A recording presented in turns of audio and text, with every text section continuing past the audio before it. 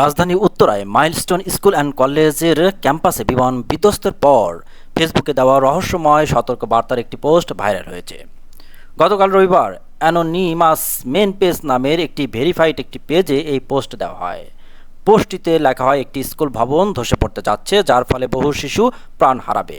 আমরা এক ভয়াবহ বিপর্যয়ে এগিয়ে আসতে দেখছি। এতে আরও লেখা হয়, এই বিপর্যয়ের মূল কারণ হবে ভবনের অবহেলাজনিত রক্ষণাবেক্ষণের অভাব।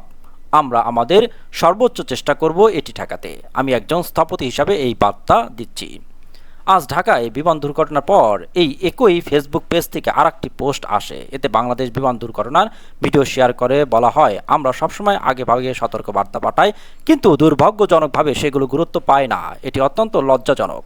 পোস্টে আরও বলা হয়, বর্তমানে একের পর এক বিপর্যয় ঘটছে, তাই আমাদের বার্তাগুলো মনোযোগ দিয়ে শুনুন এবং আগে থেকেই প্রতিকার খুঁজুন, না হলে ক্ষতির দায় আপনাকেই নিতে হবে। পেজটি অ্যাবাউট সেকশনে দিয়ে জানা যায়, অ্যানোনিমাস মেন পেজ নামের এই ভেরিফাইড পেজটি বিভিন্ন সময় নানান ধরনের আগাম সতর্কবার্তামূলক পোস্ট করে থাকে, তবে এরা কখনোই নিজেদের পরিচয় প্রকাশ করে না। পেজটি যুক্তরাষ্ট্র ও নাইজেরিয়া থেকে পরিচালিত হয় বলে অ্যাবাউটে দেখা যায়।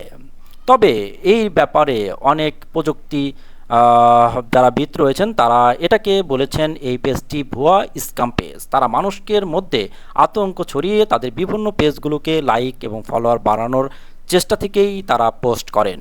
এরা মূলত নাইজেরিয়ার একটি প্রতারক চক্রের পেজ। মূলত আর্কিটেকচার ইরো নামের কারণে একটি স্কুল ভেঙে পড়বে বলে তারা একটি পোস্ট করে, পরবর্তীতে বিমান ক্লাস এর সাথে মিলিয়ে তারা মানুষকে সহজে বোকা বানায়। তাদের মূল এজেন্ডা হচ্ছে গুজব ছড়িয়ে আতঙ্ক সৃষ্টি করা, এর বাইরে কিছু না। সাথে তাদের পেজগুলোকে কিছু ফলোয়ার বাড়িয়ে নেওয়া। তিনি লেখেন, আমরা তাদের আইপিগুলো শনাক্ত করতে সক্ষম হয়েছি। এদের পুরো চক্র আফ্রিকা থেকে এসব ভুয়া পেজগুলো অপরাধ করে। সবাই এই ভুয়া পেজগুলো এড়িয়ে চলবেন। দর্শক, থাকুন আমাদের সাথে ডেইলি নিউজ বাংলাদেশের সাথে।